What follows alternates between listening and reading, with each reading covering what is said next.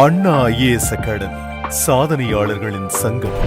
அன்புக்குரிய போட்டித் தேர்வு அலுவலர்களே, தமிழ்நாடு அரசு பணியாளர் தேர்வாணையம் மட்டுமல்லாது மத்திய அரசு பணிக்கும் செல்ல வேண்டும் என்று பேரவா கொண்டிருப்பவரா நீங்கள்?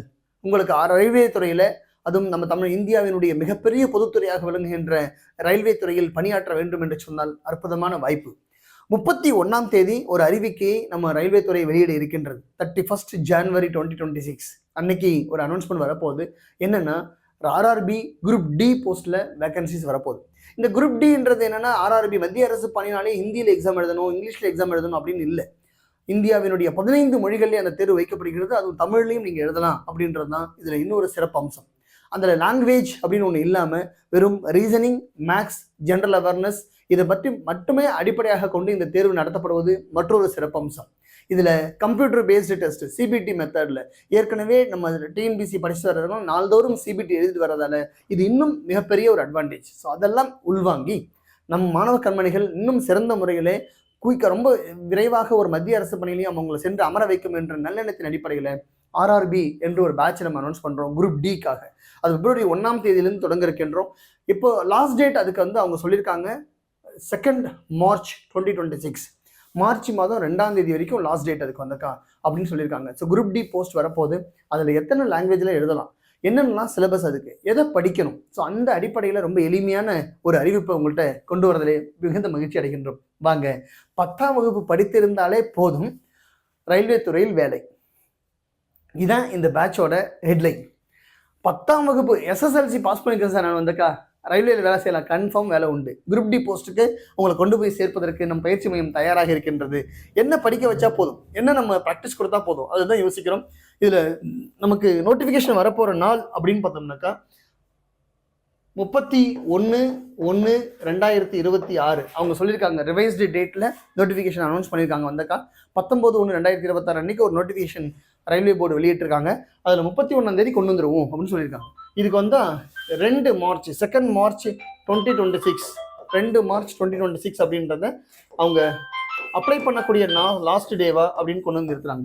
ஸோ இந்த நாள் அப்படின்றது அவங்களுக்கு லாஸ்ட் டே அப்படின்னு இருக்கும். அன்னைக்கு நைட்டு 12 மணிக்கு அந்த லாஸ்ட் டே அப்படின்றது முடியும்னு சொல்லிட்டேன். இங்கேருந்து நமக்கு ஒவ்வொன்றா கொண்டு போகலாம். லாஸ்ட் டேட் எப்போ வரப்போகுது, நோட்டிஃபிகேஷன் எப்போ வரப்போகுது எல்லாம் நம்ம தெரிஞ்சுக்கிறோம். இதில் ஆர்ஆர்பி குரூப் டி அதில் மோட் ஆஃப் எக்ஸாம் எப்படி நடத்த போகிறாங்கன்னா த்ரூ சிபிடி. அவங்களுக்கு ஆஃப்லைன் கிடையாது, only for computer based test. சிபிடின்றது நம்ம டெய்லி ப்ராக்டிஸ் கொடுத்துட்டே வரப்போகிறவங்களுக்கு லாகின் பண்ணுறதுலேருந்து ரயில்வேல எப்படி ரியல் டைமில் இருக்குன்றது எல்லாமும் கம்ப்ளீட்டாக கொண்டு போகிறோம். அதில் என்னென்னலாம் இருக்குது, மேக்ஸ் இருக்குது, ரீசனிங் இருக்குது. இது மட்டுமே மொத்தம் 55 கேள்வி இருக்கு. 25 மேக்ஸ், 30 ரீசனிங், 55 கேள்வி அங்கே மட்டும் இருக்குது. இருக்கிற 100 கேள்விகளில் ஈச் கொஷின் 1 மார்க் உங்களுக்கு. அதில் நெகட்டிவ் மார்க்கிங் இருக்குது இந்த ஆர்ஆர்பியில். அதை எப்படிலாம் அவாய்ட் பண்ணலாம் இதெல்லாம் உங்களுக்கு படிப்படியாக சொல்லி கொடுத்து கொண்டு போகிறோம். ஸோ ஜென்ரல் சயின்ஸ் இருக்குது, ஜென்ரல் அவேர்னஸ் இருக்குது, கரண்ட் அஃபேர்ஸ் இருக்குது. அவ்வளோதான் சார், வேறு எதையும் படிக்கணும். ரீசனிங் ஸ்ட்ராங்காக இருந்துட்டு ஜிகே ஆல்ரெடி ஏற்கனவே படித்து வச்சுக்கிற இது இருந்துச்சுன்னா குரூப் டி எளிமையாக கிளியர் பண்ணிடலாம். மொத்தமாக 10th ஸ்டாண்டர்ட் லெவல் தான் இது. 90 minutes 1.5 hours டியூரேஷனில் ஒரு எக்ஸாம் வந்திருக்கா. 100 கொஷின்ஸ் இருக்க போகுது. ஸோ எளிமையாக பாஸ் பண்ணுறதுக்கும் ஈச் கொஷனுக்கு எவ்வளோ 1/3 அப்படின்றது நெகட்டிவ் மார்க்கிங் இருக்குது. இந்த நெகட்டிவ் மார்க்கிங் தொட்டாக்கா தப்பாக ஒரு வினை அளித்தால் அதுக்கு நெகட்டிவ் மார்க்கு. இப்போ டிஎன்பிசி போன்ற எக்ஸாமில் நெகட்டிவ் மார்க் இல்லை, ஆர்ஆர்பியில் நெகட்டிவ் மார்க்கிங் இருக்குது. ஸோ இதை கொண்டு வந்திருக்காங்க. அப்போ இது குரூப் டி அப்படின்ற போஸ்ட்டை நான் வாங்கணும் சார், என்னெல்லாம் படிக்கலாம் எளிமையாக, என்னால் பாஸ் பண்ண முடியுமா, ரயில்வே துறையில் வேலைக்கு போகலாமா? கண்டிப்பாக முடியும். ஒவ்வொரு இதுலேயும் எவ்வளோ கொஷின்ஸ் இருக்குன்றதையும் இங்கே காமிச்சிருக்கேன் நான் வந்தக்கா உங்களுக்கு. இந்த பாயிண்ட் எங்கெங்கெல்லாம் கேள்வி வரப்போகுது, எதில் எவ்வளோ வினாக்கள் வரப்போகுது அப்படின்றத இங்கே காமிச்சிருக்கோம். இது சார் நான் தமிழ் மீடியம் தான் சார் நான் படிச்சிருக்கேன், என்னால் ரயில்வே துறையில் வேலைக்கு போகலாமா? தாராளமாக போகலாம். 15 மண்டல மொழிகளில் ரீஜனல் லாங்குவேஜஸில் அவங்க எக்ஸாம் கண்டக்ட் பண்ணுறாங்க. அதில் தமிழும் ஒரு மொழியாக இருக்குது. நீங்கள் தமிழ் ஒரு மொழியாக தேர்ந்தெடுத்து எளிமையாக வெற்றி பெறலாம். ஸோ 100 வினாக்கள் எங்கெங்கே இருக்குன்றது காமிச்சிருக்கோம். இதை கிளாஸ் வரும்போது ரொம்ப டீட்டெயில்டாக இதை எக்ஸ்பிளைன் பண்ணி உங்களுக்கு கொண்டு போகிறோம் இந்த 100 வினாக்கள் கொண்ட தேர்வில். அப்புறமா இங்கே பார்க்கும்போது உங்களுக்கு தெரியுது தமிழ் அப்படின்றது இதில் ஒரு மெயின் பாயிண்ட்டாக நமக்கு மொத்தம் 15 லாங்குவேஜ் வச்சுருக்காங்க குரூப் டிக்கு. அதில் தமிழும் ஒரு மொழியாக இருக்குது. தமிழை ஒரு மொழியாக தேர்ந்தெடுத்து வினாக்கள் முழுவதும் தமிழ்லேயே இருக்கும். உங்களுக்கு கொஷின்ஸ் எல்லாம் தமிழ்லேயும் பண்ணலாம். இல்லை சார் நான் இங்கிலீஷில் பண்ணால் இங்கிலீஷ்லேயும் பண்ணலாம். நம்ம பயிற்சி மையம் ஆங்கிலம் மற்றும் தமிழ் 2 மொழிகள்லையுமே உங்களை பயிற்றுவித்து கொண்டு போகுது. பைலிங்குலாக தான் டீச் பண்ணி கொண்டு போவாங்க. ரீசனிங் பார்ட்டும் சரி, மேக்ஸ் பார்ட்டும் சரி, ஜென்ரல் அவேர்னஸ் எல்லாமும் பைலிங்குலாக உங்களுக்கு கொஷின்ஸ் பேப்பர் இருக்கும். நம்ம டெஸ்ட் பேட்டர்ன் அப்படி தான் நம்ம நடத்த போகிறோம். ஸோ தமிழ் ஒரு பிரைமாக இருக்குது. எளிமையான முறையில் உங்களால் வெற்றி பெற முடியும் என்ற நம்பிக்கைக்காக அந்த வார்த்தையை உங்கள்கிட்ட நான் உதிர்க்கிறேன். வேற ஒன்றும் இல்லை. தமிழில் தான் நான் ஏற்கனவே படிச்சுக்கிறேன் சார், ஃபுல்லாக தமிழ் மீடியம், என்னால் ஆர்ஆர்பி கிளியர் பண்ண முடியுமா? கண்டிப்பாக கிளியர் பண்ண முடியும்.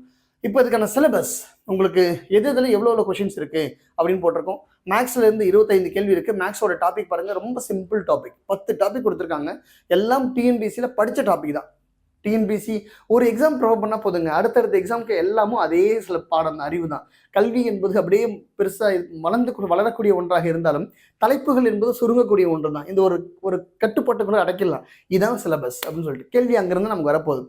கேள்வி கேட்குற முறை மட்டும் மாறப்போகுது நமக்கு. அப்புறம் ரீசனிங் இருக்குது, அங்கேருந்து 30 கேள்வி. பாருங்கள், மேக்ஸ் அண்ட் ரீசனிங்கை பொறுத்த வரைக்கும் 55 கேள்வி இருக்குது. எளிமையாக வெற்றி பெறுவதற்கான நல்ல வாய்ப்புகள் வந்து இதே சிலபஸ் தான் டிஎன்பிசியில் நீங்கள் படிக்கிறீங்க. சயின்ஸ் கொஞ்சம் இங்கே இம்பார்ட்டன்ஸ் கொடுத்து படிக்கணும். இங்கே வந்தாக்கா அது சயின்ஸ்க்கு வந்து 25 கேள்வி இருக்குது. General awareness and GK current அஃபேர்ஸ்க்கு வந்தால் 20 கேள்வி இருக்குது. தமிழ்லேயும் அப்படியே இந்த சிலபஸ் கொடுத்துருக்கோம். இது நீங்கள் உள்வாங்கினீங்கன்னா போதுமானது. எளிமையான முறையில் வெற்றி பெறுவதற்கு ஆர்ஆர்பி என்னால் வேலை வாங்க முடியுமா சார்? இப்போ குரூப் டி வரப்போகுது, அடுத்து என்டிபிசி வரப்போகுது. இந்த ஒரு எக்ஸாமுக்கு ப்ரிப்பேர் ஆனால் அடுத்தடுத்த தேர்வுகளுக்கும் எளிமையான முறையில் உங்களால் வெற்றி பெற முடியும்.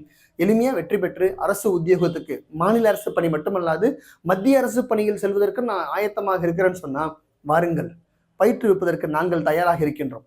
பயிற்சியை மேற்கொண்டு அரசு உத்தியோகத்துக்கு போக நீங்கள் தயாராக இருந்தால் போதுமானது. வாருங்கள் கண்மணிகளை, களத்தில் சந்திப்போம். நன்றி.